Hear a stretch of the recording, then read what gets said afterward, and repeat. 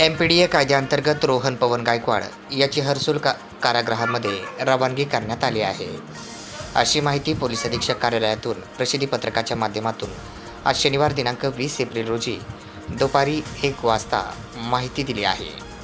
Police अधीक्षक बीड यांच्या सूचनेवरून police निरीक्षक शीतलकुमार अल्लाळ पोलीस ठाणे बीड शहर यांनी नामे रोहन पवन गायकवाड वय 24 वर्ष राहणार थिगळे गल्ली बीड याच्या विरुद्ध MPDA कायद्याअंतर्गत स्थानबद्ध करण्याबाबतचा प्रस्ताव पोलीस अधीक्षक यांच्या मार्फतीने जिल्हा दंडाधिकारी यांना सादर केला होता.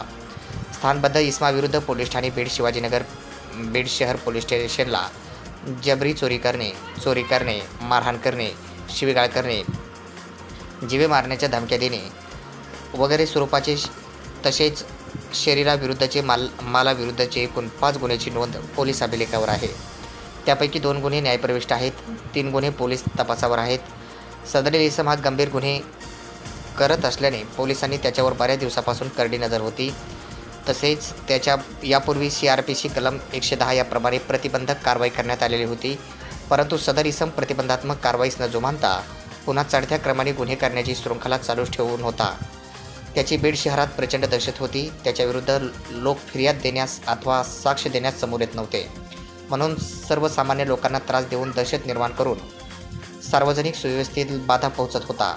म्हणून त्याची हर्सुल कारागृहामध्ये पोलीस अधीक्षक यांनी रवानगी केली आहे.